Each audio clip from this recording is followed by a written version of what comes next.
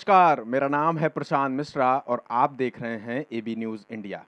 यदि आप कानपुर में रहते हैं और कानपुर के या आसपास के क्षेत्र में रहते हैं तो आपने एक नाम सुना होगा। नाम है पंडित रामजी त्रिपाठी। जी हाँ, ये नाम जिन्होंने कभी राजनीति की और चुनाव लड़ा, फिर राजनीति से मुंह मोड़ लिया।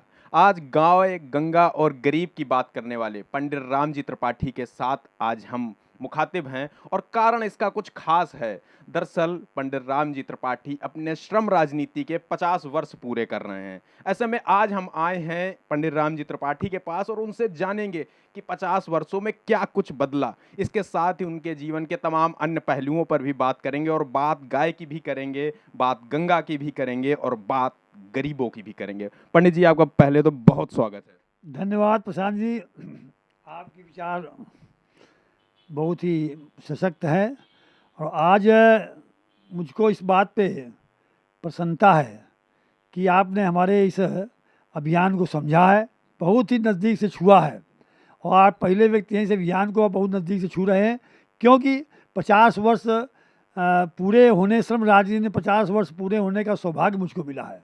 मानव जीवन की सार्थकता उसी समय प्रमाणित हो गई जब मेरे माता पिता ने मुझे समाज में रह करके समाज की सेवा करने का संदेश दिया।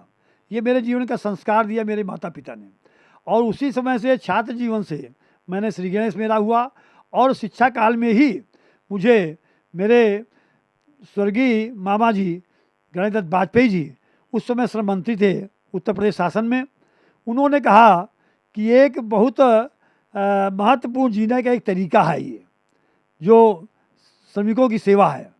ये बात उनके मुंह से निकल रही थी परिवार में बैठ करके, तो मैंने उसी समय ये संकल्प ले लिया कि हमें भी इन्हीं की तरीके से, इन्हीं के बीच में बैठ करके और कुछ लेना है और हमको सबकी सेवा करना है। मेरे बड़े भाई, हम 2 भाई हैं, उन्होंने कहा कि मुझे दरोगा बनना है, तो उन्होंने दरोगा की तमन्ना पूरी कर दी और उन्होंने बनवा दिया। और मैंने श्रम राजनीति में काम करने का मैंने उनसे कहा, तो उन्होंने मेरे इस भावनाओं को पूरी रूप से ताकत दी।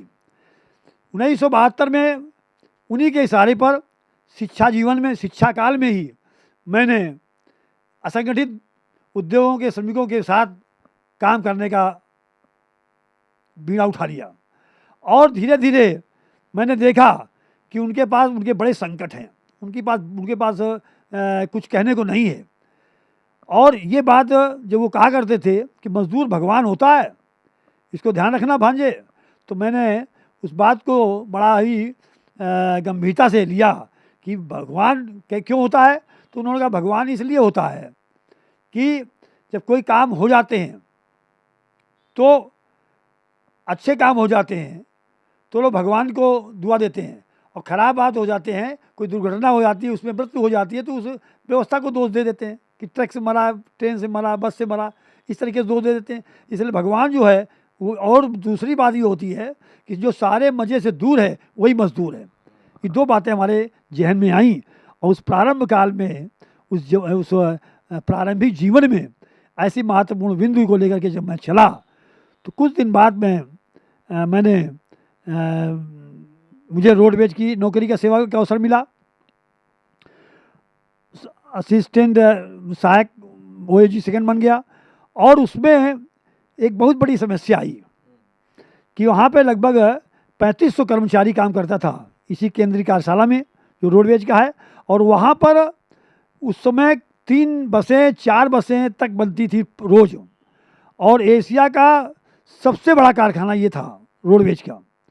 तो मुझे यहाँ पे काम करने का अवसर मिला, तो मैंने वहाँ पे देखा, शिक्षा भी मेरी चल रही थी उसी समय, मैं बीकॉम भी कर रहा था, इंटर पास करने के बाद में उसमें आ गया था नौकरी में, मैं बीकॉम भी कर रहा था, फिर मैंने वहीं से MA किया, LLB किया, और इसके बाद में शिक्षा भी चलती रही और साथ साथ में नौकरी भी चलती रही।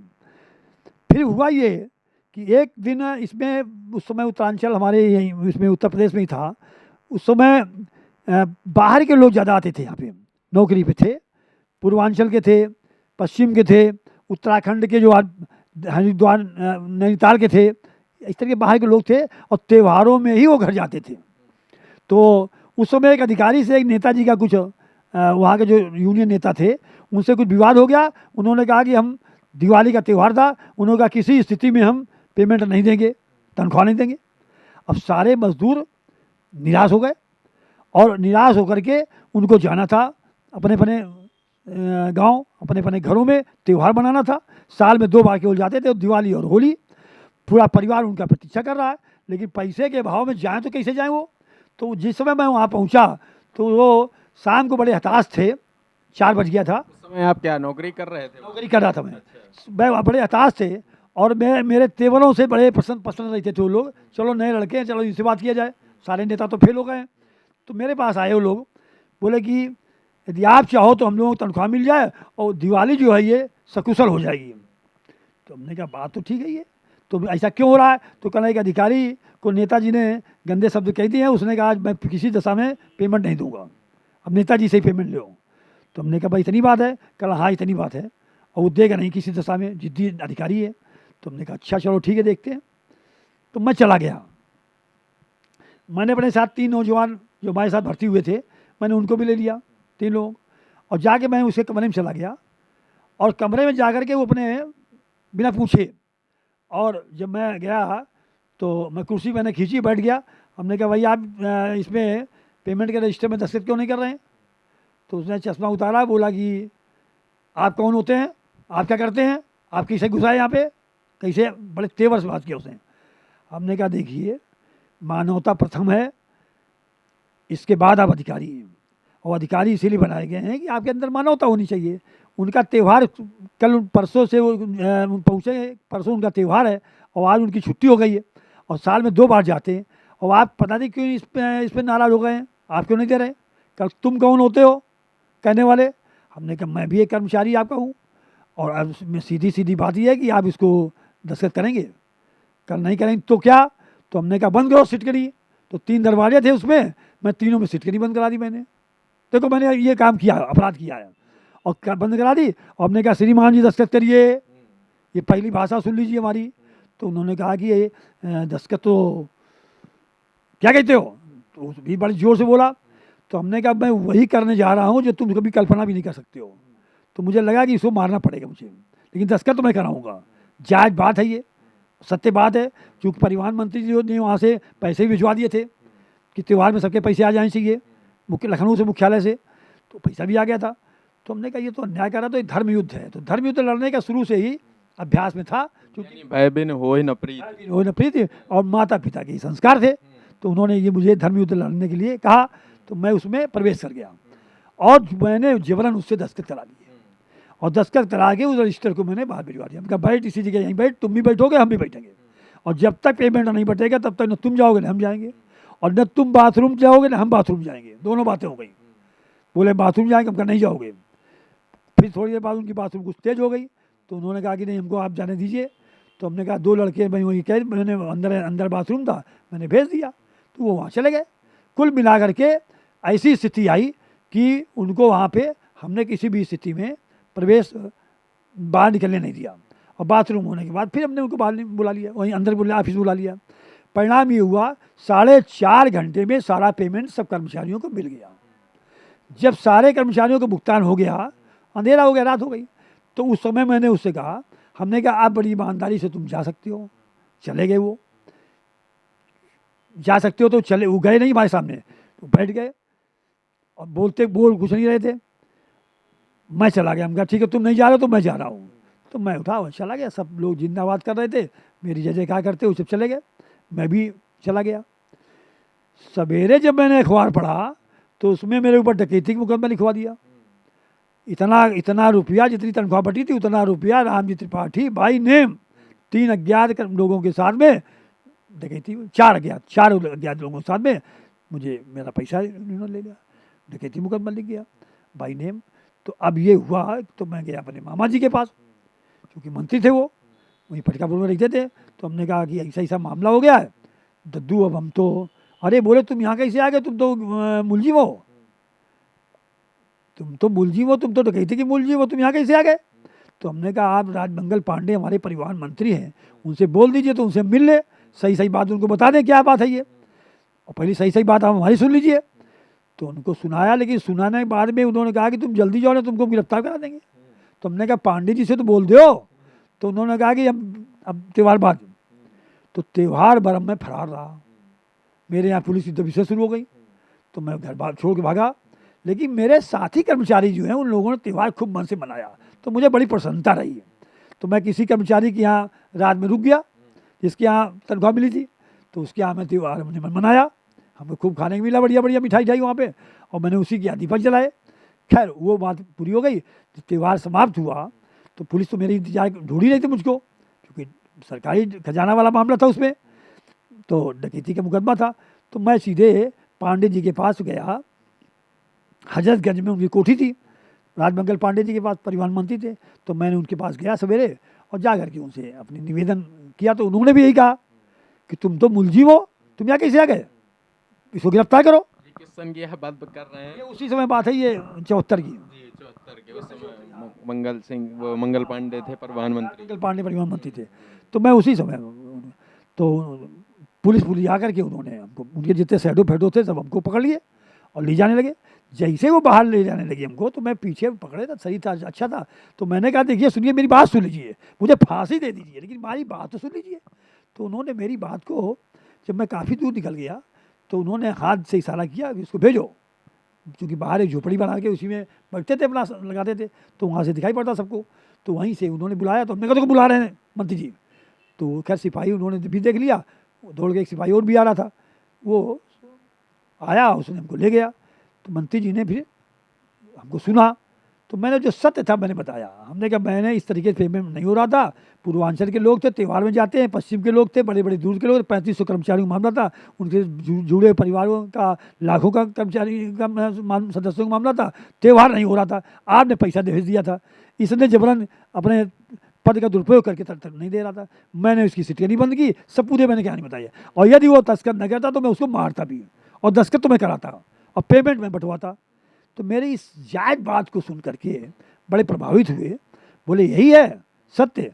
तो हमने कहा बिल्कुल सत्य है, अब हमें आप फांसी भिजवा दीजिए, आजीवन कारावास करा दीजिए, मुझे कोई दिक्कत नहीं है, मैं जा रहा हूँ। तो उन्होंने कहा अच्छा बैठिए, बैठिए, बैठाला। बोले कि बिल्कुल सही है। हमने कहा ईश्वर साक्षी है, और आप भी भगवान के रूप में हमारे सामने है, सजा दे दोगे गलत काम के लिए जेल चले जाएंगे, सही काम के लिए सही समझ में आ जाएगा, सत्य है ये, तो निश्चित रूप से आप हमको छोड़ देंगे यहाँ से, और सजा जिसको मिलना चाहिए उसको देंगे आप, क्योंकि वो हमारी ज़िंदगी खराब कर रहा है। हम सही काम के लिए कर रहे थे, आपने पैसा भिजवाया, हम पेमेंट करा रहे थे, उनके घर में खुशहाली होनी थी, दिवाली होनी थी, रामराज असली तो तभी होना था जब उनके घर में पैसा होता। तो ये काम मैंने कर दिया, अभी गलती है तो मुझे जो चाहे सो दंड दे दीजिए। उन्होंने मुझसे कहा कि अधिकारी, उस अपने पीए से कहा कि उसको फ़ोन मिलाओ अधिकारी को। तो उसने जीएम को उसको फ़ोन मिलाया, उस अधिकारी को फ़ोन मिला, उससे बात हुई। तो उन्होंने कहा, उसने अपने घुमाने वाली वही बात की, कहानी तो बताई कि इस तरीके से पेमेंट। तो कहे उसने सरकारी पेमेंट बंटवाया है कि अपने पास लिया है, इसका उत्तर दो मुझको। तो उन्होंने कहा उसने सर लिया तो नहीं, बंटवाया है। तो कल डकैती उसकी कहाँ हुई?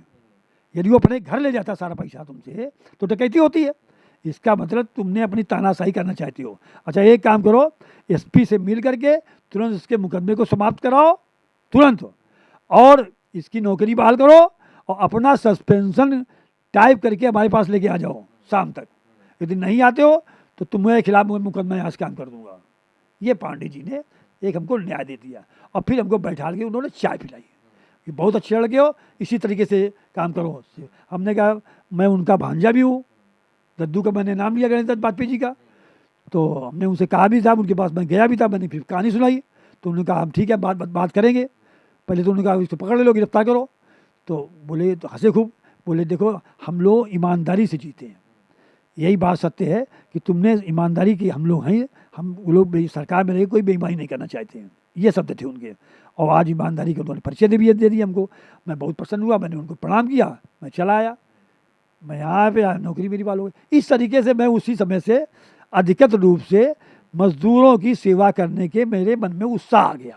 वहाँ से फिर आपको ये हुआ कि जब आप ने इतना बड़ा मुद्दा सुलझा दिया तो फिर आपने कहा अब श्रम राजनीति की ओर बढ़ते हैं, और वहाँ से फिर आगे कारवां बढ़ा। फिर मेरा कारवां, मेरे अंदर वो उत्साह आया। 3500 कर्मचारी, उसके परिवार, और पूरे शहर में इसका चर्चा का विषय हो गया कि रामजी त्रिपाठी को डकैती लगी, डकैती वापस हुई, पूरा सब अखबार ने ही सब छाप दिया और सब पूरी चर्चा के विषय बन गया। और फिर वहीं से जय जयकार शुरू हो गई। तो एक प्रदेश के नेता थे हमारे रोडवेज यूनियन के, तो उन्होंने मुझको बुलाया कि मैं आपको अपने संगठन में लेना चाहता हूँ। तो मुझे उन्होंने अपने संगठन में लिया। उसमें बहुगुणा जी जो जो आगे चल के मुख्यमंत्री हुए थे उत्तर प्रदेश के, जी हाँ, उत्तर प्रदेश मुख्यमंत्री हुए थे, हेमंत बहुगुणा, जी हाँ। और धर्मवीर जी प्रदेश अध्यक्ष रहे, वो भी परिवहन मंत्री हुए थे। और एक जगदीश चंद्र दीक्षित हमसे पहले मंत्री थे इसके रोडवेज यूनियन के।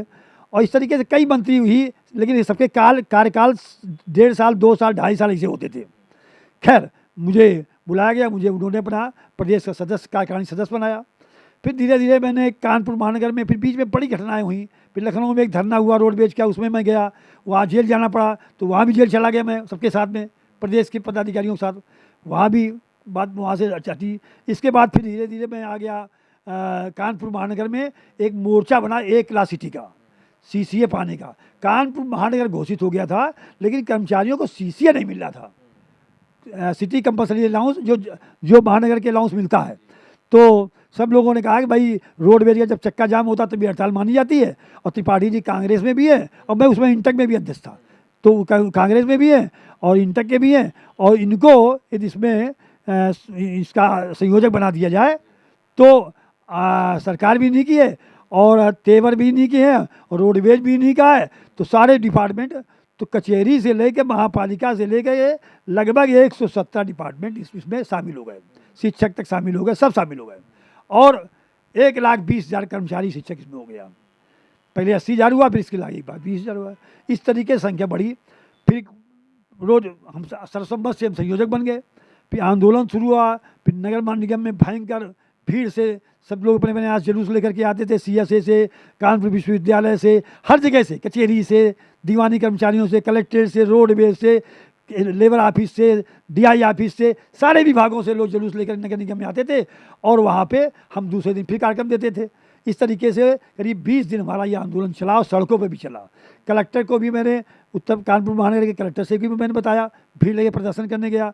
तो शर्मा जी उसमें थे, CK शर्मा जी, तो मैंने उनसे भी बताया कि आगे खोल लो और सरकार को बता दो कि ये CCA देना पड़ेगा। ये कानपुर महानगर CCA का ए क्लास सिटी हो गया है।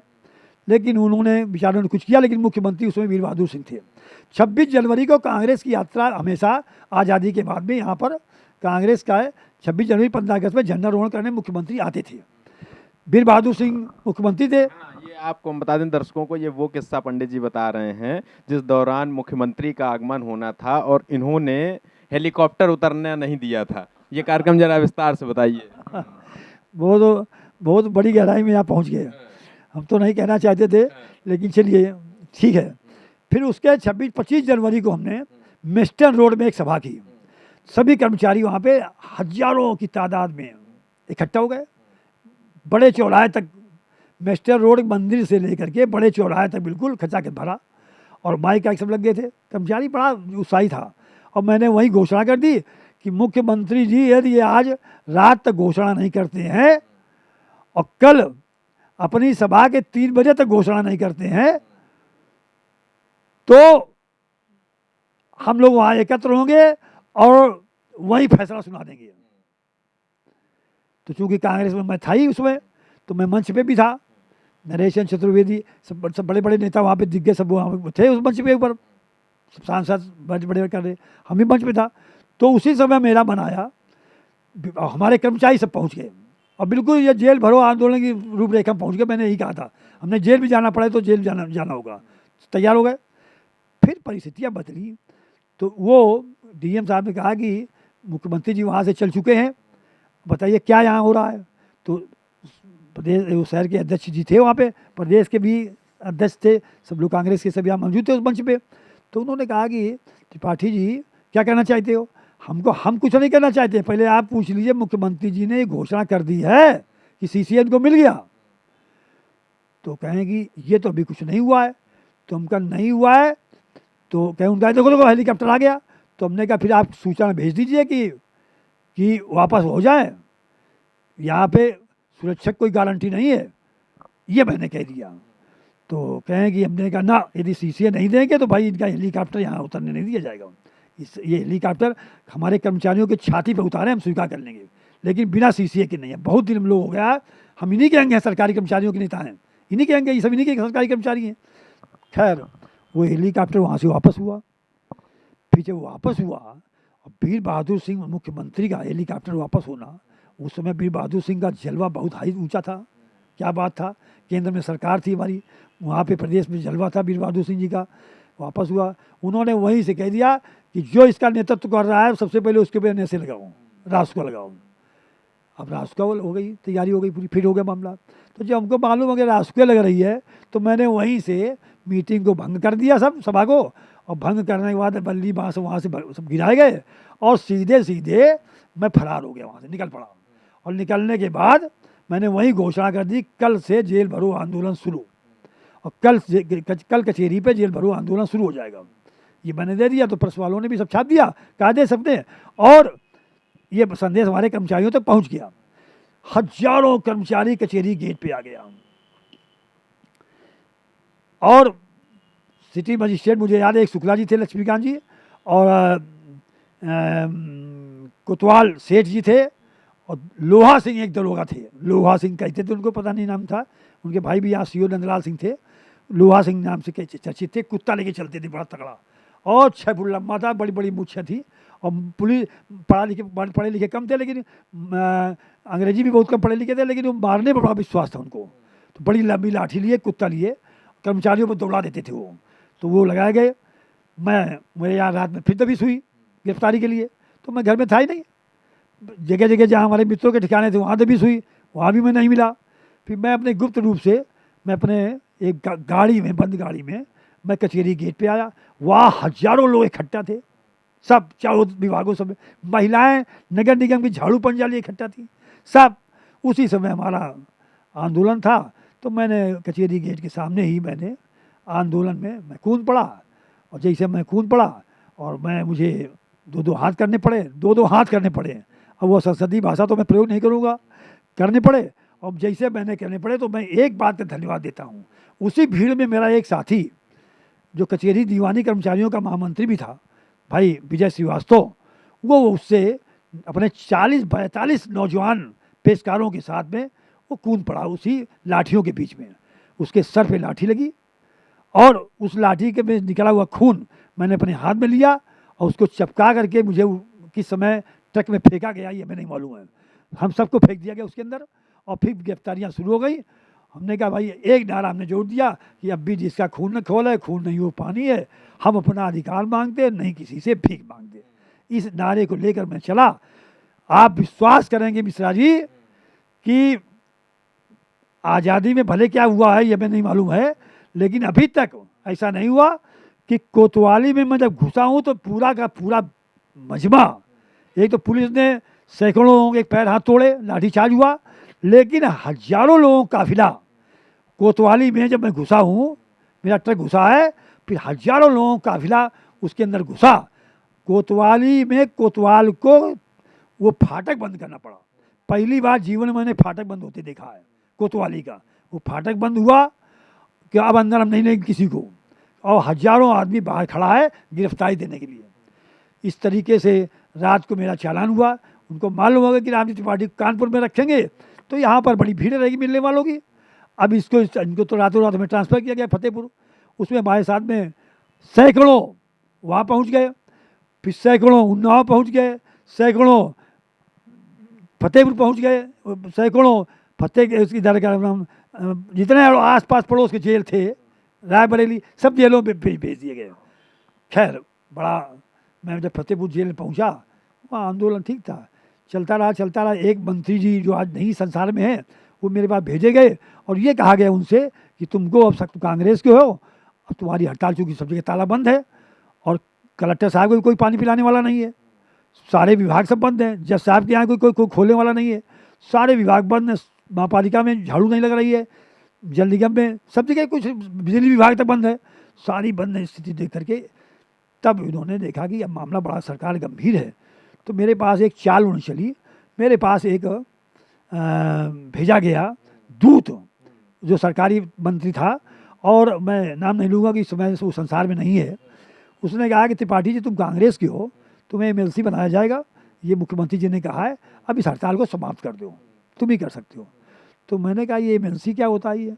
तो उन्होंने कहा कि एमएलसी 6 साल का होता है और बिना चुनाव एमएलसी लड़े आपको एमएलसी बना रहे हैं। विधानसभा तो 5 ही साल। हाँ ये भी कहा आपने, फिर प्रशांत जी पकड़ा, कहा विधानसभा तो 5 साल की होती, तुम 6 साल के बिना चुनाव लड़े हो जाओगे। हो गए, समझ लो हो गए, हमने कह दिया है कि मेरा संदेश दिया उन्होंने।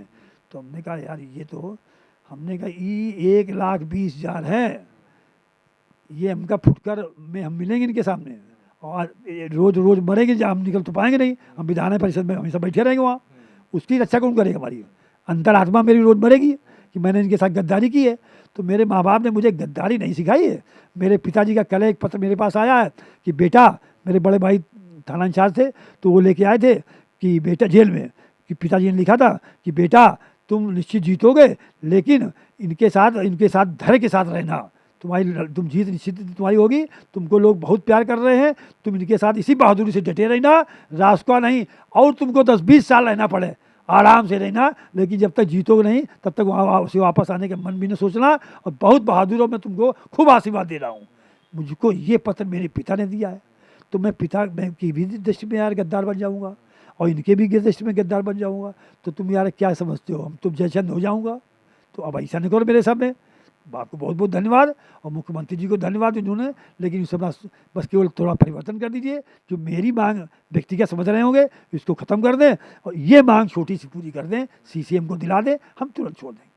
खैर उन्होंने ये तो किया नहीं, एक चाल आउट चली कि सारे लोगों की जमानत उन्होंने छोड़ दिया, रिहा कर दिया, जितने गिरफ्तार थे 18,000, और मुझको रोक दिया क्योंकि मैं नेसिम था। ठीक बात, उन लोगों ने हड़ताल कर दी जेल में, कहा जब तक हमारे अध्यक्ष जी नहीं निकलेंगे, संयोजक जी, तब तक मैं भी नहीं जाऊँगा। शेर सिंह नेगी और ये सब हमारे साथ में सब मौजूद थे। तो ये भी एनएसए में हमारे साथ में आ गए थे, दो तीन लोगों को भी हमारे साथ में आ गए थे, लेकिन ये सब बोले नहीं, उस बाकी सब छोड़ दिए गए। वो बोले हम जाएंगे नहीं, जब तक हमारे अध्यक्ष जी संयोजक जी नहीं जाएंगे हम नहीं जाएंगे। मुख्यमंत्री जी से बात हुई तो जेल में रिहाई के बाद में खाना नहीं मिल सकता है, किस कोटे से मिलेगा, ये नहीं होता वहाँ। तो उन्होंने देखा कि हड़ताल करे तो सब लिए झाड़ू पंजा।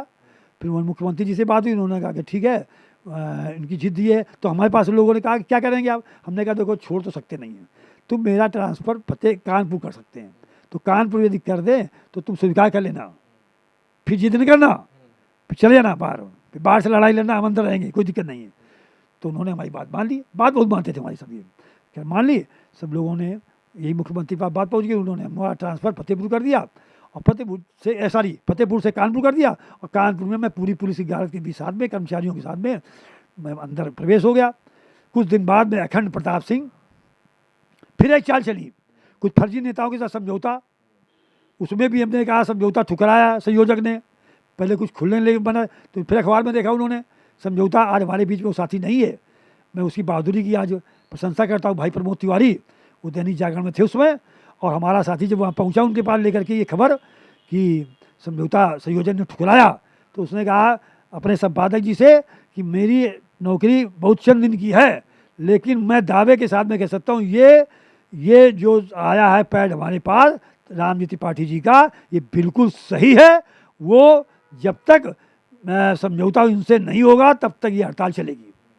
बस वही बात हो गई, छाप दिया उसने एक लाइन मोटी सी, राज्य कर्मचारी शिक्षकों की हड़ताल वापस, और नीचे बीच में लिखा पंडित रामजी त्रिपाठी संयोजन ने समझौता ठुकराया।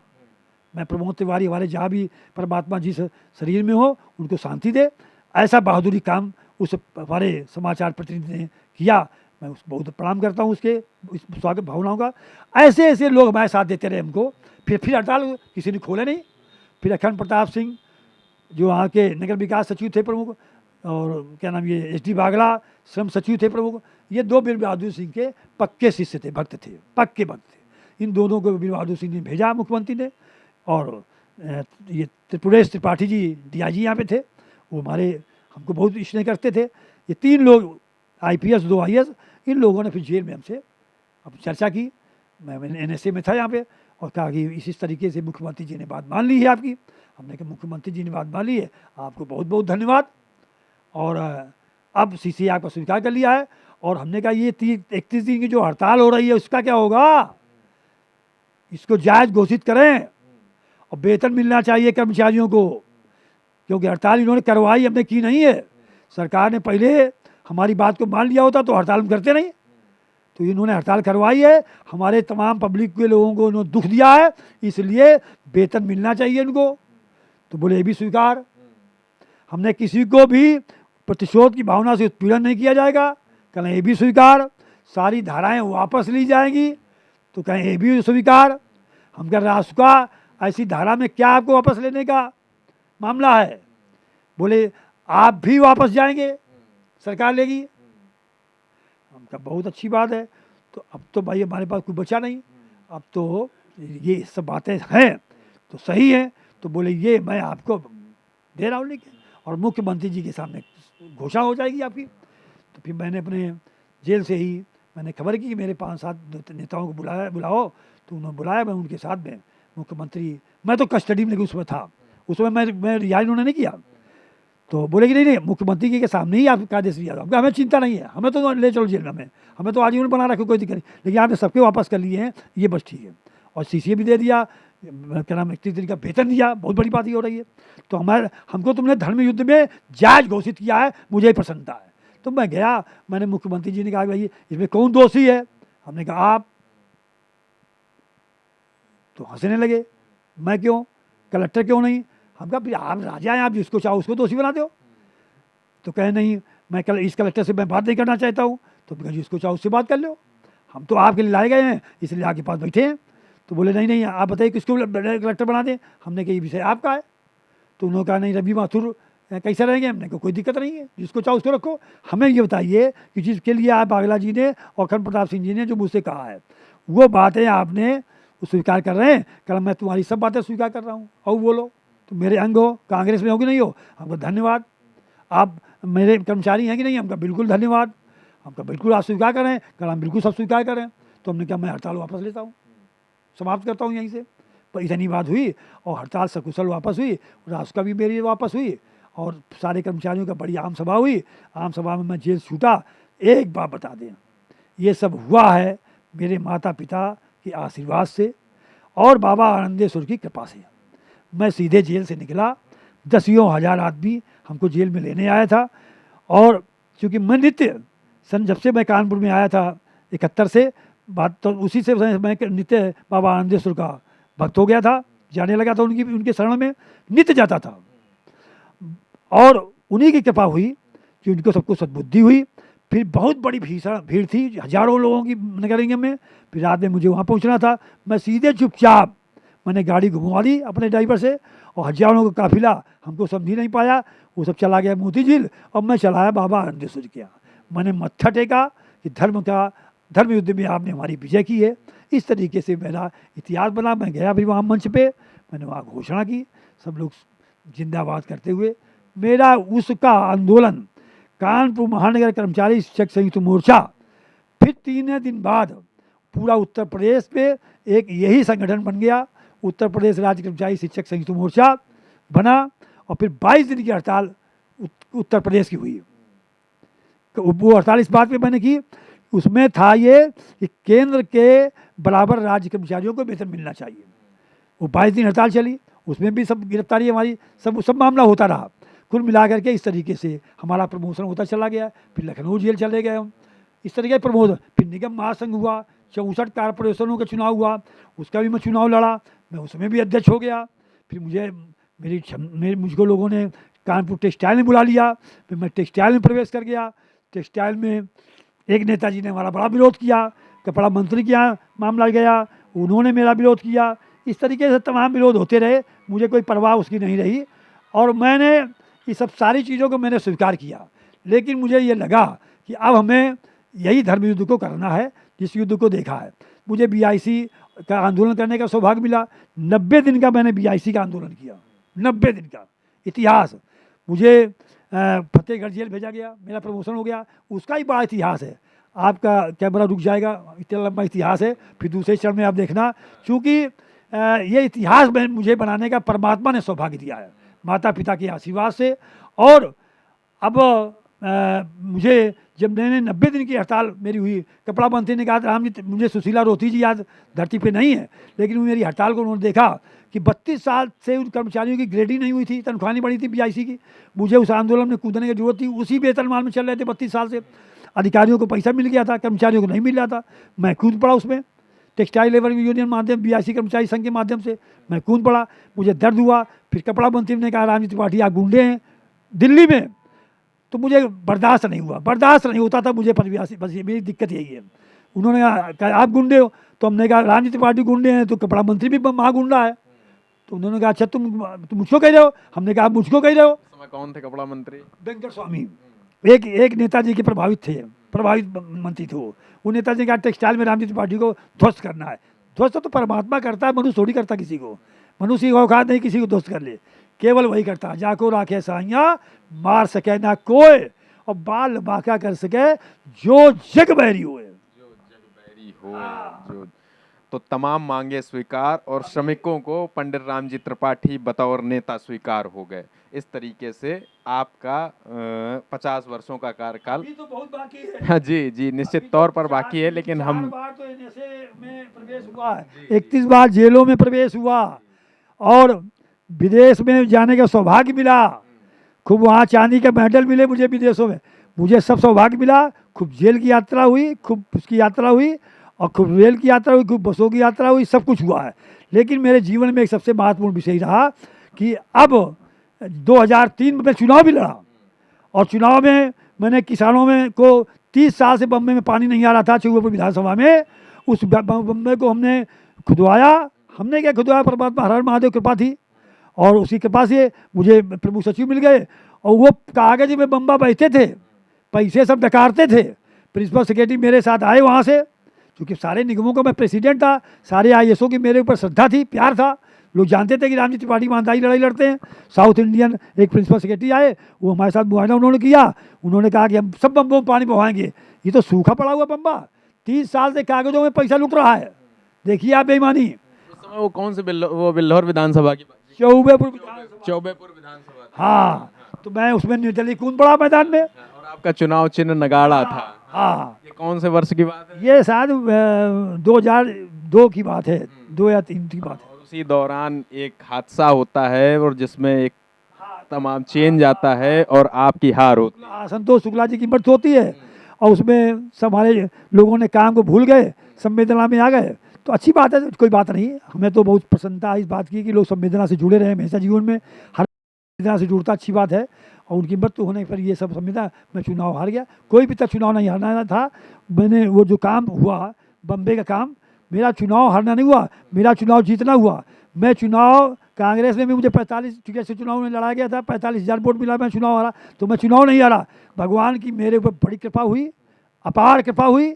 यदि मैं चुनाव जीतता तो मैं भी बीच में मेरा ये श्रम राजनीति का सेवा समाप्त हो जाती, मैं भी मंत्री बन जाता और कहीं न कहीं शासन में कुछ न कुछ करता चंड घंट और दिन भर सवेरे शाम तक क्या बताएं, कुछ जो धर्म युद्ध है वो इतने खुल के नहीं कर पाता। तो मुझे तो प्रमोशन होगा चौबेपुर विधानसभा में, चौबेपुर विधानसभा तब से अनुसूचित जाति की हो गई, समझ रहे हो।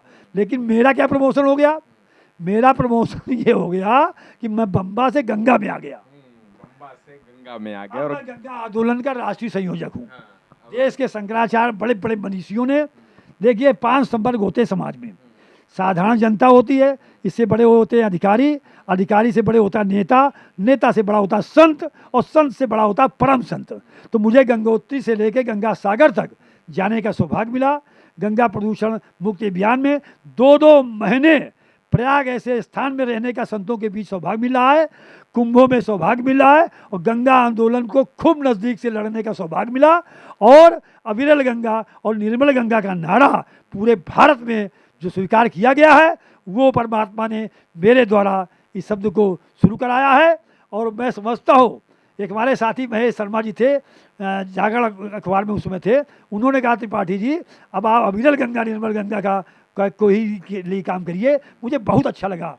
मैं देखो, मुझे प्रेस वालों ने बहुत साथ दिया। मैंने जीवन में मुझे आपके अब तो इलेक्ट्रिक मीडिया आप लोगों का आ गया है, मुझे पहले तो आंदोलन भी इलेक्ट्रिक मीडिया ने लड़ा है। अब तो जब मैं आंदोलन लड़ रहा हूँ, आंदोलन भी प्रिंट मीडिया ने लड़ा है। आंदोलन, कोई भी आंदोलन मेरा कभी विफल नहीं हुआ, क्योंकि सत्य और धर्म पर चलने वाले ये मीडिया के लोगों ने ही मेरा आंदोलन लिया है। इनके नज़दीक जाया जाए तो इनके वेतन क्या होते हैं, लेकिन जिस तरीके से इसके सेवा देते हैं, बहुत ही नज़दीक से सेवा देते हैं और दिया इन लोगों ने। और पवित्रता से हमारे आंदोलन को लोग कहा करते हैं कि हम तो मैं कहीं समझता नहीं होगी, प्रिंट मीडिया हो चाहे इलेक्ट्रॉनिक मीडिया हो चाहे प्रिंट मीडिया हो, ये सब लोग बड़े ईमानदार हैं और इन्होंने मेरा हर आंदोलन में मेरे धर्म हिंदू को साथ दिया। और मैं वही चाहता हूँ कि आपसे आज बात हो रही है भाई प्रशांत जी, मैं आपके एबी न्यूज़ इंडिया को मैं धन्यवाद देता हूँ कि मेरे इस 50 वर्ष के अभियान को आपने मेरे रूप अभी आंशिक सुना है आपने। जब आप विस्तार से प्रशांत जी सुनेंगे तो मैं निश्चित रूप से बताऊंगा, क्योंकि आप पूरी ईमानदारी से सुन रहे हैं और हमारे ऋषि जी भी सुन रहे हैं, दिखा रहे हैं हमको। तो इस तरीके से मैं आपको बहुत बहुत धन्यवाद देता हूँ। और इस तरीके से मेरे इस जीवन में मेरी कुछ उपलब्धियाँ इसी तरीके से हुई हैं और हुई हैं धर्म युद्ध से। जब से मैं जगतगुरु शंकराचार्य स्वामी वासुदेवानंद जी के चरणों में आया हूँ, मैंने उनको गुरु के रूप में स्वीकार किया है और उनके सानिध्य में रह करके मुझे जो प्यार मिला है, जो ईमानदारी मिली है गंगा आंदोलन में जीने का, गंगा के छोटे से छोटे आंदोलन में महाराज श्री मेरे बिल्कुल उस मुद्दे पर भी आएंगे आपके, लेकिन पंडित जी ये हम आपसे जानना चाहेंगे मौजूदा दौर में, चूंकि आप 50 वर्षों की श्रम राजनीति कर रहे हैं, तमाम आंदोलन किए आपने, ऐसे में अभी किसान आंदोलन हो रहा था और किसान आंदोलन में 1 साल से ज़्यादा चला। अब सरकार और किसानों के बीच में सहमति हो गई है। आप इसको किस नज़रिए से देखते हैं? क्या आप देखते हैं कि इसमें कहीं ना कहीं सरकार की हठधर्मिता रही, या ये आप मानते हैं कि किसान आंदोलन इसी तरह चलते हैं, या मानते हैं कि किसानों को पहले ही कुछ समझ जाना चाहिए था, क्योंकि तमाम किसानों की मौत हुई, इसके अलावा तमाम दंगे हुए और लाल किला कांड जो हुआ उसमें तमाम चीज़ें निकल कर सामने आई। तो आप इसको किस तरीके से देखते हैं? मैं तो निश्चित तौर पर तो सरकार तमाम मांगे स्वीकारती गई और आपको श्रमिक एक नेता के तौर पर स्वीकारते गए, लेकिन आपने लंबा अनुभव देखा है, 50 वर्ष होने जा रहे हैं और ऐसे में एक आंदोलन का मैं जिक्र करूंगा। अभी किसान आंदोलन चल रहा था, लगातार किसान आंदोलनरत थे, अभी सरकार ने मांगे मानी है और अब किसान आंदोलन खत्म होने पर फैसला हुआ है।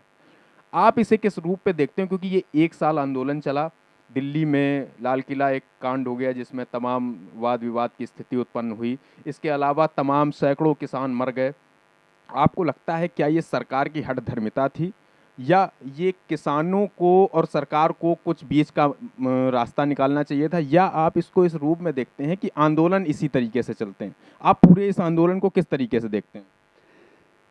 प्रशांत जी, किसान की मांगे तो किसान कर रहा है तो अच्छी बात है।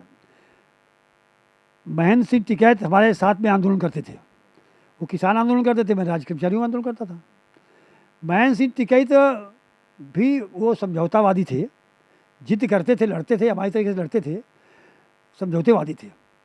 ये आंदोलन तो ठीक था, लेकिन इसमें बाद में जो बीच में राजनीतिक प्रदूषण हो गया, वो राजनीतिक प्रदूषण ने किसानों को मरवा दिया। ये बहुत दर्दनाक स्थिति रही कि किसी भी श्रमिक आंदोलन हो, चाहे किसान आंदोलन हो, चाहे किसी का आंदोलन हो, इस आंदोलनों में प्रदूषण नहीं होना चाहिए। जब प्रदूषण हो जाता है तो उसकी दिशा और दशा बदलने लगती है। सरकार को 1 वर्ष नहीं लगते, मुझे ऐसा महसूस हो रहा है, सरकार को 1 वर्ष नहीं लगते, लेकिन कुछ राजनीतिक प्रदूषण उसमें निश्चित प्रवेश कर गया। और उस प्रवेश करने से क्या हुआ कि हमारे आंदोलन में, देखो सुनो, हमें आंदोलन में तब मज़ा आता है जब उसका आंदोलन का कप्तान शहीद हो। रामजी त्रिपाठी हमेशा, जब भी कोई फायरिंग भी हुई है, लखनऊ में हुई है, कानपुर में हुई है, दिल्ली में हुई है, जहाँ जहाँ मैंने आंदोलन किए हैं, तो मैंने सबसे पहले अपने नेताओं को उसमें आगे बढ़ाया है कि ये हमें युद्ध करना तो सिपाहियों के माध्यम से नहीं करना है। सिपाही पीछे होंगे लेकिन नेता आगे होंगे।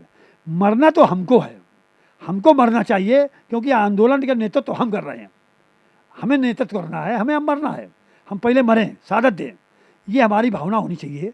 हमारे जो वो निरीह लोग मर गए, इसमें हमको कष्ट है, इसमें हमको बहुत दुख हो रहा है, इसलिए कुछ राजनीतिक प्रदूषण हुआ है। और ये परमात्मा ने इनकी सद्बुद्धि दी है, लाल किले में झंडा फहराना, ये सब क्या ही राजनीतिक प्रदूषण है तो क्या प्रदूषण है। हमने भी किया है, ऐसा नहीं कि आंदोलन हमने किए कि जो आदमी 3-3 4-4 बार रास्ता में रहा हो, जेलों में रहा हो, मैंने भी किए, महेंद्र सिंह टिकैत ने भी किया आंदोलन, ऐसा नहीं किए। लेकिन इस तरीके से आंदोलन करके कि सीधे सीधे सैकड़ों लोग मरे हैं और मरने के बाद सरकार से बातें नहीं करें। सरकार उनको बुलाती, सरकार से बात करना चाहिए, सरकार बुलाती है तो सरकार बात करना चाहिए और कहो 100% सफलता मिलेगी, ये तो बात बहुत गलत बात है। मांग हमारी पूरी हो, चाहे जो मजबूरी हो। मैंने इस धारा में कभी काम नहीं किया, चाहे जो मजबूरी हो, मैंने कभी भी किसी संस्था को बंद नहीं होने दिया। यदि संस्था रहेगी तो मजदूर का नेता रहेगा, मजदूर रहेगा, मजदूरें नहीं रहेगी, संस्था नहीं रहेगी तो मजदूर कहाँ रहेगा, कर्मचारी कहाँ रहेगा। यदि किसाने मरा, हमारा किसाने मर गया, उसकी फसलें मर गई तो कहाँ आंदोलन होगा। तो किसान को रहना चाहिए। सैकड़ों किसान जो मरे हैं, सबसे पहले तो हम किसान के तमाम राजनीतिक लोग आए हैं, इनको भी उसी तरीके से मुआवजा देना चाहिए जिस तरीके से सरकार दे रही है, उसी तरीके से इनका घर मजबूत कर देना चाहिए कि तुम मेरे आंदोलन में मरे हो, तुमको मैं ये मुआवजा दे रहा हूँ, जितना सरकार दे रही है उससे दूना देना चाहिए। क्यों? वो उन पर विश्वास मरे हैं और आपको जिंदा रखा है, आपको जिंदा रखा है और स्वयं मरे हैं। इसलिए हम तो हमेशा इसके पक्ष में रहे हैं कि आंदोलन में शहादत होनी चाहिए हमारी। मैं मजदूर नेता हूँ, श्रमिक नेता हूँ, पता नहीं क्यों 50 साल 70 साल तक जी गया, मुझे शहीद हो जाना चाहिए। मैंने इसी तमाम काम किए हैं जहाँ हमको शहीद होना चाहिए। लेकिन परमात्मा जाते, मैंने आपसे पहले कहा, जाको रागे साइयाँ, ये धर्म युद्ध होगा तो 1 साल लड़ने की आवश्यकता नहीं होगी। धर्म यानी आप ये मानते हैं कि ये राजनीतिक रूप से ये चला सही दिशा पे, लेकिन बाद में राजनीतिक रूप से प्रदूषित हो गया, और आप मानते हैं कि तो इसमें जो सरकार ने जो अब दोनों के बीच में जो समझौता हुआ है, यानी अब ये सही दिशा में आया है। सरकार ने जो फैसला किया है, मैं तो इस सरकार को धन्यवाद दूंगा। मैं किसी राजनीतिक पार्टी का नहीं हूँ, लेकिन मैं इस सरकार को और नरेंद्र मोदी को धन्यवाद विशेष दे देता हूँ। क्यों? जो संसार में, पूरे संसार में जिसने भारत का सम्मान बढ़ाया है, हमारे प्रदेश में योगी ने तमाम सम्मान बढ़ाया हमारा, इसी तरीके से उसने संसार में सम्मान बढ़ाया। देखो ये कोई ये सोच ले कि मैं राजनीतिक पार्टी का हूँ, मैं बिल्कुल नहीं हूँ, लेकिन निष्पक्ष मैं काफ़ी जांचता हूँ, मेरी काफ़ी सब लोग जांचो, मैं भी चाहता हूँ। लेकिन जो मेरी तरीके से जिसने समर्पण किया वो वही जा सकता है। कक्षा 8 फेल में काफ़ी नहीं जांचता है। यदि राजनीतिक पार्टी की तरह जेलों की सलाखों में रहा हो तो काफ़ी जांचे, राजनीतिक पार्टी के तरीके से धर्म युद्ध किया हो तो जांचे। मैं रोडवेज में नौकरी कर रहा हूँ, टेक्सटाइल की लड़ाई लड़ रहा हूँ, मैं रोडवेज में नौकरी कर रहा हूँ, डिफेंस की लड़ाई लड़ रहा हूँ, मैं रोडवेज की नौकरी कर रहा हूँ, राजकर्मचारी लड़ाई लड़ रहा हूँ, मेरा क्या वेतन बढ़ रहा है उससे? क्यों? मैं रोडवेज की लड़ाई लड़ रहा हूँ, मैं किसान के बम्बे की पानी बहा रहा हूँ। क्या मतलब इसका हुआ? इसका मतलब ये हुआ कि हमें निष्काम भाव से, निस्वार्थ भाव से, स्वार्थ यदि रहेगा 24 घंटे जेल जाता आदमी तो उसके नौकरी से निकाल दिया जाता। हमें जाता है नौकरी से नहीं निकाला, क्यों नहीं निकाला गया? क्यों नहीं निकाला? धर्म युद्ध है, धर्म युद्ध है ये। क्यों वेतन दे रहे हो? क्यों 90 दिन का टेक्सटाइल का तुमने वेतन दिया है? सुप्रीम कोर्ट का आदेश है नो वर्क नो पे, क्यों नो वर्क फुल पे दिया है? क्यों? धर्म युद्ध है ये। मैंने टेक्सटाइल का 90 दिन के वेतन दिया, 1 पैसा चंदा मैंने नहीं लिया, 1 पैसा चंदा नहीं लिया।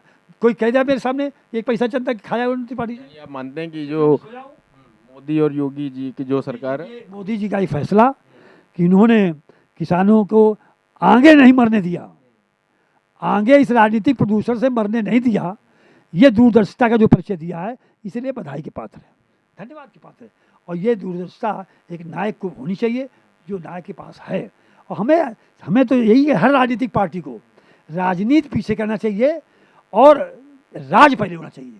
नीति पीछे कर दे, राज्य, यदि राज्य रहेगा तो हमारी नीति भी रहेगी, और राज्य चला जाएगा तो काहे कि किससे नीति करोगे? इसलिए हर राजनीतिक पार्टियों को राज्य को आगे बढ़ लेना पड़ेगा और इसके बाद नीति। मैं सब राजनीतिक पार्टियों को भाई आभार व्यक्त करता हूँ, धन्यवाद देता हूँ कि सब लोग मेरा सहयोग करते हैं। हमारे यहाँ हर पार्टी के लोग हैं, हर संप्रदाय के हैं, हर धर्म के हैं। हमारा कर्मचारी किसी मजहब का नहीं है, एक मजहब का नहीं है, सब धर्म का है, सब जाति का है, चाहे टेक्सटाइल का, चाहे डिफेंस का, चाहे रोडवेज का, चाहे राज्य का, सब जाति धर्म के। हमारे यहाँ कोई प्रदूषण नहीं है। इसलिए आज भी हर विधानसभा में हजारों लोग मेरे हैं।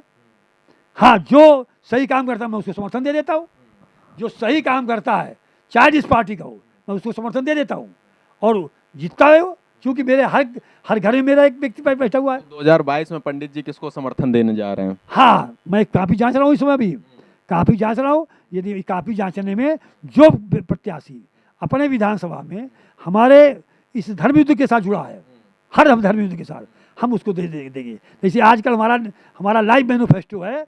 मैंने 2003 से एक राजनीति में विराम कर दिया और लाइव मैनिफेस्टो बनाया। क्या? गंगा गाय गरीब। राजनीति से संन्यास लिया। मेरी माँ का आदेश था कि गंगा प्रदूषित हो रही है, भैया मेरे जीते जी इस काम को हो जाना चाहिए।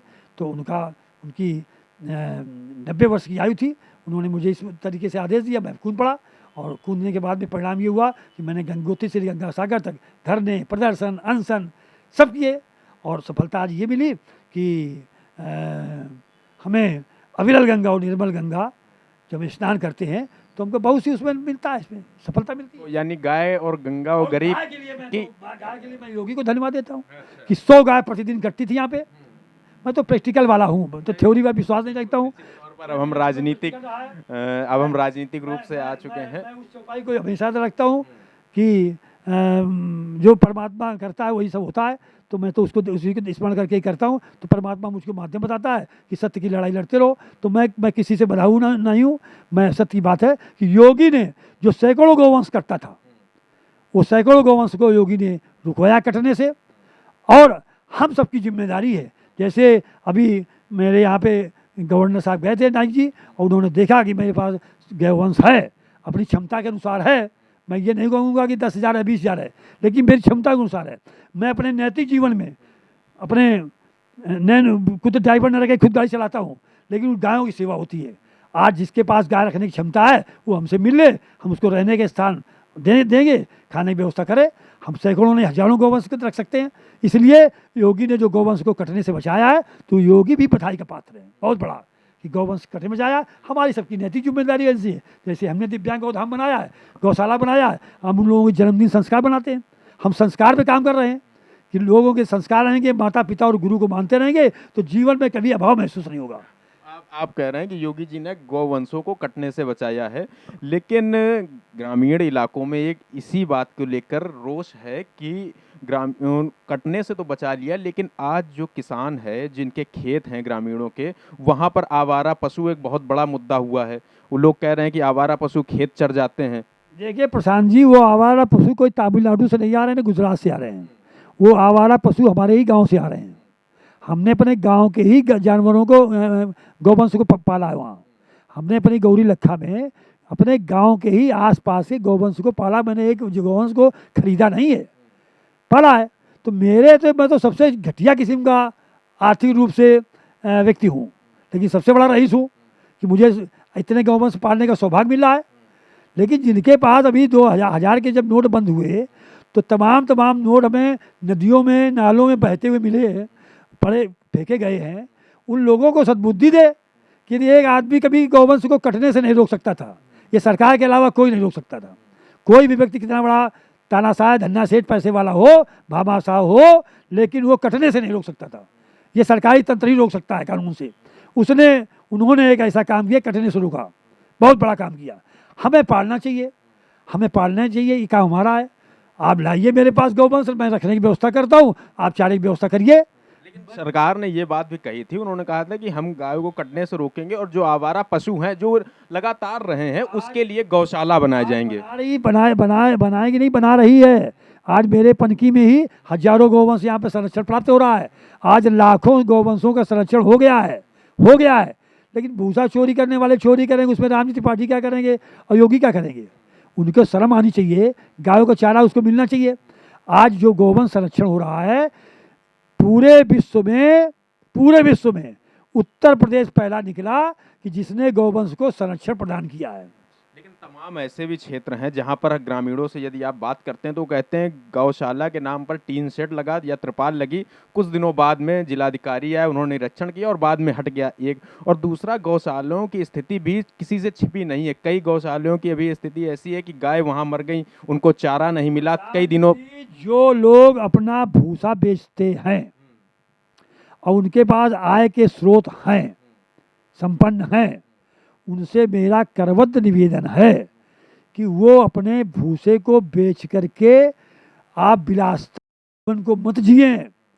जो लोग विलासता युक्त शहरों में हैं और वो लाखों करोड़ों रुपया को दबाए हुए बैठे हैं और तमाम छापे पड़ते तब निकलते हैं। उनको इन गौवंश के संरक्षण में देना चाहिए। गरीबी तो गांव में है। आप देखें तो ये शहर के वो तमाम धनाढ़ लोग वो वहाँ देखें और गाय को संरक्षण देने का काम करें। मैं दावे के साथ में कह सकता हूँ, कानपुर की एक भी गाय उसको रहने का ठिकाना मैं दूंगा और भोजन का और नौकरों की व्यवस्था वो करे जिनके पास धन है। जो फैक्ट्री चला करके 1000 मजदूरों को जीविकोपार्जन दे सकते हैं तो 10 गायों को भी दे सकते हैं। निश्चित तौर पर आप कह रहे हैं कि उनको दे सकते हैं, लेकिन सरकार क्या करे? सरकार के अपने दायित्व हैं। सरकार ने एक वादा किया, उसको निभाया। उसके तहत यदि ग्रामीणों को दिक्कत हो रही है तो आप मान सकते हैं कि यदि ग्रामीणों को दिक्कत है तो फिर ऐसी किसी भी योजना को ग्रामीण क्यों उचित ठहराएंगे? प्रशांत जी, ये सब प्रदूषण बहुत पुराना है। अब हम गंगा के लिए जिद करते हैं कि हमें अविरल चाहिए तुरंत, और नहीं चाहिए तो मैं हड़ताल कर दूंगा, हड़ताल कर दूंगा। तो अब अविरल गंगा भाई परिस्थितियाँ हैं।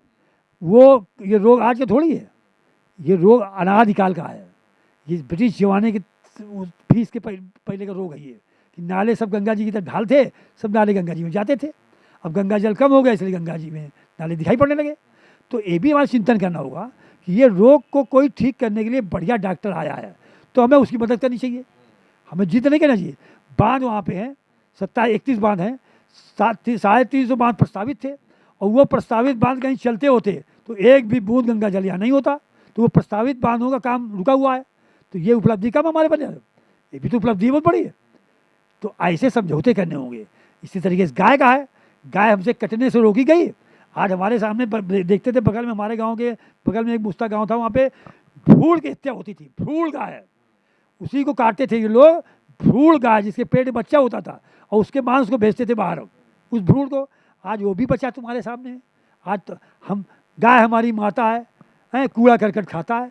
शर्म खानी चाहिए उन लोगों को जो कूड़े करकट खिलाने के लिए। आज योगी ने कम से कम इतना काम तो किया कि गौ हत्या से बचाया उसको, और कूड़े करकट से बचाने की जितनी सरकार की ताकत है, सरकार की ताकत हमारे टैक्सेस से तो है। सरकार की ताकत जितनी कर रही ताकत है। देखो ऐसा है, हम राम राज्य स्वयं राम आ जाएं तो उनको भी इस तरीके से इस संसार को छोड़ के भगना पड़ेगा। इसलिए परोस से वही मदद कर रहे हैं, किसी न किसी को अवतार लेके प्रकट करते हैं। तो इसलिए धर्म की जब हत्या होती है तो इसी तरीके से लोग आते हैं। हमें सहयोग करना चाहिए, सत्य बात में सहयोग करना चाहिए। जैसे भ्रष्टाचारी है तो उसके खिलाफ युद्ध करना चाहिए, हम उसके पक्ष में। तुमको अपने वेतन दिलाया, लेकिन स्थिति अभी बदली नहीं। आप देखिए, आप शहरों में देखिए कि तालाबों के किनारे पन्नियों को गाय खाते हुए, गौवंश खाते हुए मिल जाते हैं। इसके अलावा गौ के नाम पर हत्याएं तो हो जाती हैं, किंतु गौ की अभी भी उस तरीके से स्थितियां नहीं हुई जिस तरीके से योगी जी ने वादा किया था।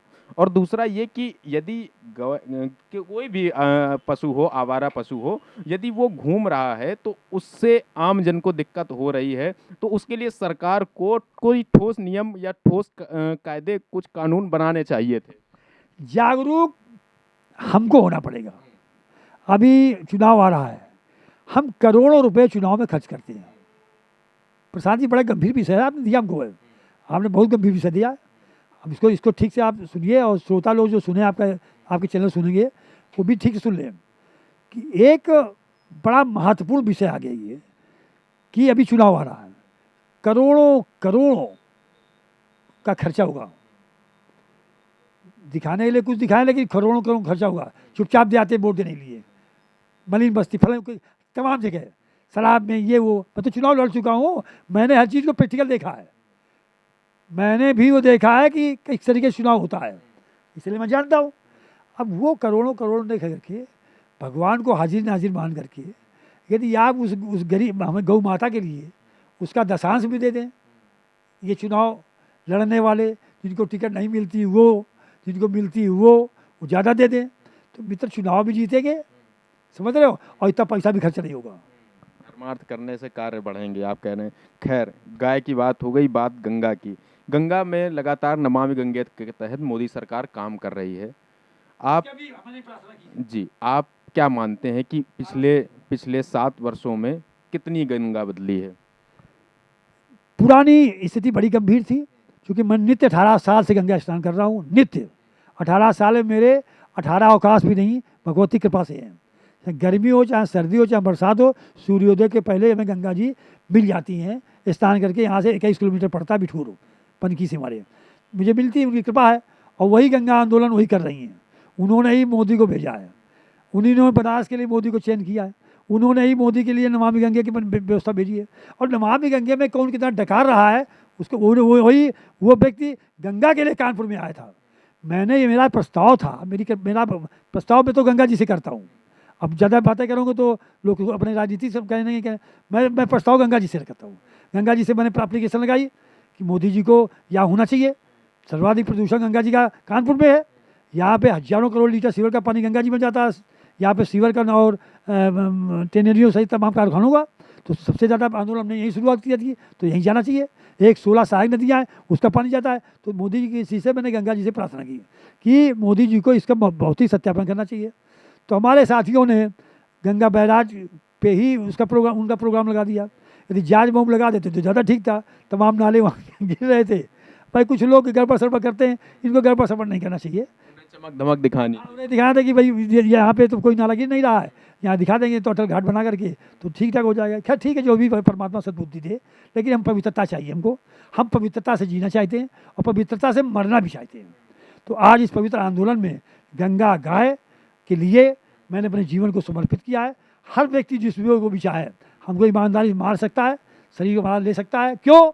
मेरे टाइम टेबल फिक्स हैं कि मैं इतने बजे ये करता हूँ, इतने बजे ये करता हूँ, इतने बजे करता हूँ, और सब सर्वविदित है। इसलिए मैं गंगा के लिए जी रहा हूँ, गंगा माँ जिलाना चाहे जियाए, गाय के लिए जी रहा हूँ, और गरीब भगवान मजदूर भगवान के लिए जी रहा हूँ, जीता रहा हूँ। और गरीब मजदूर भगवान की कृपा से भ्रष्टाचारी लोगों के खिलाफ आज भी हूँ और लड़ाई लड़ूंगा, क्योंकि मैंने उनको खूब तनख्वाहें दिलाई हैं अधिकारियों को, और वो अधिकारी आज यदि खून पी रहे हैं तो मैं उनके विरुद्ध हूँ और निश्चित रूप से विरुद्ध लड़ूंगा। जैसे अभी आगरा हमारे एक रोडवेज के अधिकारी है मनोज पुंडिर, उसने 88 लोगों को भर्ती कर लिया, बिना उसमें 88 लोगों को भर्ती कर लिया, और 10 साल हुए भर्ती किए हुए, 12 साल हो गए। जब मैंने RTI एक्ट से मांगा तो उसने कहा कि फर्जी भर्ती है, और इसके बाद भी सरकार ने तो उसको जेल भेज रही है, उसको कहीं भेज रही है, और एक डिपो उसने खोल दिया। तो मैं ऐसे तो लड़ाई लड़ूंगा। जब ये संविदा वाले हमारे लोग हैं 25-26 साल से नौकरी कर रहे हैं, उस संविदा पे हैं, तो मैंने कहा बस वो भी ले जाते हैं जो रेगुलर वाले हैं, उनको आप देते हैं तनख्वाह 40,000, और वो संविदा वाले रहते हैं उनको देते हैं 5,000, 8,000, 10,000 मुश्किल का। तो ये गलत बात है। समान कार्य का समान वेतन मिलना चाहिए। आप उनको परमानेंट मत करिए, लेकिन समान कार्य का समान वेतन दीजिए। देखो अन्याय तो नहीं है, ये धर्म युद्ध नहीं है। तो ऐसे युद्ध में रामजी त्रिपाठी हमेशा आगे रहते हैं। तो आज 50वें वर्ष में मैं प्रवेश कर रहा हूँ 2022 में 50वें वर्ष में मैं प्रवेश हो जाऊँगा। तो मुझे बड़ी प्रसन्नता इस बात की है कि परमात्मा ने इस धर्म युद्ध को मुझसे लड़ाए। तमाम धर्म युद्ध हैं, आप हमें समय जब आपके पास निकलेगा फिर बैठे। तो इस धर्म युद्ध में बड़ी बड़ी घटनाएं ऐसी हैं जहाँ पर परमात्मा ने और मुझे मदद की है। और गंगा गाय और गरीब की रक्षा करने में माता पिता और गुरु का संस्कार युक्त जीवन यदि आदमी जिएगा तो निश्चित रूप से हम सब सफलता पाएंगे। अभी कोरोना ऐसे महायुद्ध में हमारे रोडवेज के साथी, मैं 32 साल से वहाँ का निर्विरोध प्रेसिडेंट हूँ, निर्विरोध, इसके बहुगुणा प्रेसिडेंट रहे, मुख्यमंत्री हुए, मैं वही आपको बता रहा था। वो हमारे मुख्यमंत्री जी कहते हैं कि कोरोना योद्धा है। चाहे जम्मू कश्मीर का चुनाव हो, ये रोडवेज के साथी वहाँ चुनाव कराने गए बसें लेकर के, चाहे त्रासदी हो नेपाल की, दूसरे देश में जाकर के उनकी त्रासदी ठीक की, चाहे प्रयाग का कुंभ का मेला हो, उसमें उन्होंने गिनीज बुक में नाम आया रोडवेज का। जहाँ कोरोना ऐसी महामारी में जान की परवाह न करके वहाँ पे उन्होंने काम किया। ऐसे समय में कोरोना योद्धा तो घोषित हुए, लेकिन वेतन उनका वही मिल रहा है। तो इनके कोरोना योद्धा मुख्यमंत्री जी से मेरी मांग है, धर्म युद्ध है कि आप धर्म की बात करते हैं तो समान कार्य का समान वेतन दीजिए, और नारायण जी आपसे युद्ध करेंगे, मैं चक्का जाम करूँगा, निश्चित करूँगा। यदि आप हमारी बात नहीं मानते तो धर्म युद्ध हमारा रहता है। मैं किसी की प्रशंसा करता हूँ तो ये नहीं, किसी को दबाव में, इसीलिए मैंने राजनीति छोड़ी।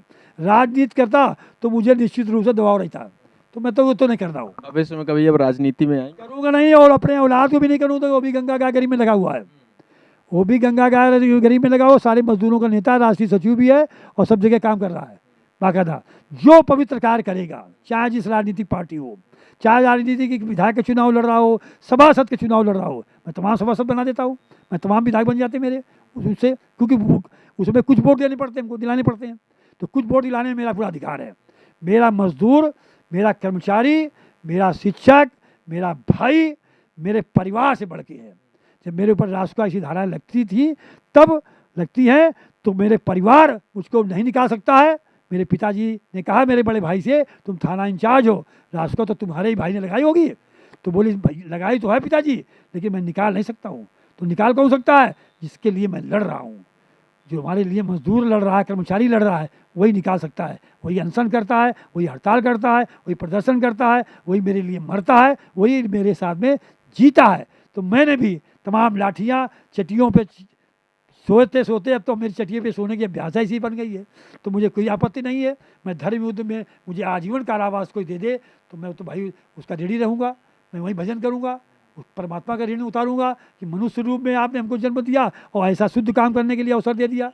तो 50 वर्ष के अवसर पर हमारे बीच में जो ईमानदार लोग हैं, देश के नेता, अच्छे अच्छे लोग जो मेरे साथ जिनके सानिध्य में हूँ, वो सब पधार रहे हैं। और महाराज श्री हमारे जगतगुरु शंकराचार्य जो गंगा आंदोलन के संस्थापक हैं, वो उस मंच पे होंगे। राम जन्मभूमि न्यास के ट्रस्टी हैं, उनका सबको आशीर्वाद मिलेगा। लाजपत भवन में जो हमारे कर्मचारी नेता जो ये एक हमारा 50वां वर्ष स्वर्ण जयंती मना रहे हैं, तो उनको अच्छा लग रहा है, कुछ संदेश लेके जाएंगे धर्म पे, धर्म युद्ध करने का, धर्म से लड़ने का, मानव जीवन का सार्थकता का। आज लड़के आप देखिए पाश्चात्य सभ्यता से लोग जूझ रहे हैं, संस्कार कोई जानते नहीं है। मैं संस्कार पर लड़ाई लड़ रहा हूँ कि 16 संस्कार लोग भूल गए, 20-24 संस्कार लोग भूल गए। अब पाश्चात्य संस्कार हावी हो गया, माता पिता डे होने लगा। तो संस्कार होना चाहिए। तो इस संस्कार का संदेश कौन देगा? जो संस्कार पर चलेगा। तो मुझे संस्कार पर चलने के लिए आज IAS, IPS, PPS, engineer, doctor, ये कोरोना की इसी दवाई बनाने वाले, ऐसे देश का नेतृत्व करने वाले, ये सब लोग कौन है? जिन्होंने माता और पिता और गुरु को सम्मान किया है, जिन्होंने माता पिता गुरु को माना है, वो निश्चित रूप से वही आज संसार को कुछ दे सकते हैं। आज नौजवान जिसको मोबाइल पे लोगों ने फंसा दिया है, कोरोना ने पूरे विश्व ने दिखा दिया कि विकास नहीं है, इसमें विनाश है। यदि माता पिता और दादी बाबा के चरणों बैठ करके बच्चा रहेगा तो निश्चित रूप से वो IAS, IPS, PPS, PCS, engineer, doctor, जज सब नेतृत्व करेगा और हमेशा कभी याचक नहीं होगा। तो छात्र जीवन से, बचपन से ही हमेशा गुरु को, जो गुरु पढ़ाएं उनका आदर करना चाहिए। अब गुरु का चयन होता है कि किस कोचिंग में जाया जाए, गुरु का चयन किया जाता है, ये सब गलत बात है। हमेशा गुरु जो भी कोचिंग पढ़ाता है वो गुरु है, गुरु का चयन नहीं होना चाहिए। गुरु की बात को स्वीकार करना चाहिए और गुरु को भी अपने आदर्श के रूप में गुरु मानना चाहिए, जैसे गुरुकुल के गुरु हुआ करते थे। मैं यही बात आपसे कहना चाहता हूँ। ये संदेश 4 जनवरी को लाजपत भवन में जगतगुरु शंकराचार्य स्वामी वासुदेवानंद जी के चरणों में बैठ करके देश के कई तमाम IAS, IPS उनका सुनेंगे, उनको बैठ करके नीचे, और मंचस्थ हमारे महाराज श्री ये सबको संदेश देंगे। क्योंकि सर्व संत, भाई हमने आपको पिछले बताया है कि परम संत संसार का सर्वश्रेष्ठ व्यक्ति होता है। तो हमारे महाराज श्री जगतगुरु शंकराचार्य स्वामी वासुदेवानंद सरस्वती बद्रिकाश्रम हिमालय राम जन्मभूमि न्यास के ट्रस्टी, वो निश्चित रूप से गंगा आंदोलन के संस्थापक, गंगा गाय के आंदोलन के संस्थापक, वो निश्चित रूप से हम सबको जो संदेश, जो वाणी आप किसी के कान में जाएगी तो निश्चित रूप से उसका जीवन धन्य होगा, उसका परिवार धन्य होगा, उसके बच्चे अच्छे होंगे। यही मेरा संकल्प है, यही मेरी इच्छा है कि लोग संस्कार युक्त बने और गंगा, गाय और गरीब की सेवा में जुट जाएं। अपने बच्चे को उतारें, अपने परिवार को उतारें, अपने संसार के, अपने मित्रों के उतारें और सभी भाइयों को उतारने का प्रयास करें। वही विकास है। वो इसके बाद जो भी है वो विनाश ही विनाश है। इसलिए कोरोना ने बता दिया है इस विकास के रास्ते पे चलना है तो हमें निश्चित रूप से माता पिता और गुरु को प्रणाम कर सम्मान करना पड़ेगा। भगवान राम करते थे, प्रातः काल उठ के रघुनाथा, मातु पिता गुरु नामहि माथा। वो सूर्योदय के पहले उठते थे। आज 90% लोग, विकासशील लोग सूर्योदय के बाद उठते हैं, इसलिए उनकी बुद्धि भ्रष्ट हो चुकी है। सूर्योदय के पहले उठ करके सूर्य भगवान ऐसे महान अतिथि का प्रणाम करना चाहिए जो हमारे जीविकोपार्जन के साधन है। गंगा माँ को प्रणाम करना चाहिए, माता पिता को साष्टांग प्रणाम करना चाहिए। प्रातः काल उठ के रघुनाथा, मातु पिता गुरु नामहि माथा, मस्तक नमाते थे। आज हम प्रणाम की औपचारिकता करते हैं। कहो छाती से हाथ प्रणाम कर लें, कहो गांठी से प्रणाम कर लें, कहो जंघों से प्रणाम कर लें, किसी ने को अंगूठे से प्रणाम करने का अवसर ही नहीं मिलता है। ऐसे वो जिनका जीवन भटका है, तमाम रोगों से ग्रस्त है। राम जी त्रिपाठी आज इस उम्र में भी 70 साल में पूरा निरोगी है और गंगा जल का पान करते हैं 18 साल से, और गंगा जी को नित्य स्नान करते हैं, और गंगा माँ में प्रणाम पैर नहीं रखते हैं, और माता पिता गुरु के अलावा संसार में मेरे लिए वो महामानव है जो चैत्रवान बन के IAS और PPS IAS जजेस ऐसे बड़े लोग पहुँचे पदों पे, वो हमारे लिए प्रणम्य है और महामानव है। हम उनका सबका सम्मान करते हैं, अपने साथ मैंने उनको सबको जोड़ा है और जोड़ रहे हैं। मैं सबको बहुत बहुत धन्यवाद, और प्रशांत जी आपको धन्यवाद, आपके चैनल AB न्यूज़ इंडिया को धन्यवाद देता हूँ, जो सबसे पहले हमारे इस 50 वर्ष के अभियान को आपने नज़दीक से छुआ है। और मैं अपने ये छायाकार भाई ऋषि को भी धन्यवाद देता हूँ, इतनी देर से हिम्मत करके उस कैमरे को पकड़े हैं, इसलिए बहुत बहुत आभार व्यक्त करता हूँ। गंगा माता आप सब, गौ माता आपके जीवन में खूब शक्ति दे और सद्बुद्धि दे कि आप इसी तरीके से इस परिवर्तन रूपी संसार से धर्म युद्ध करते रहें, सफलता को प्राप्त करें। हर हर महादेव। तो ये थे हमारे साथ पंडित राम जी त्रिपाठी, जिन्होंने तमाम मुद्दों पर खुलकर बात की, अपनी जीवन रेखा पर भी बात की, और उन्होंने गाँव गंगा गरीब पर भी बात की। हम अगले एपिसोड में फिर किसी खास व्यक्ति के साथ मिलेंगे, तब तक हमें दीजिए इजाज़त। नमस्कार।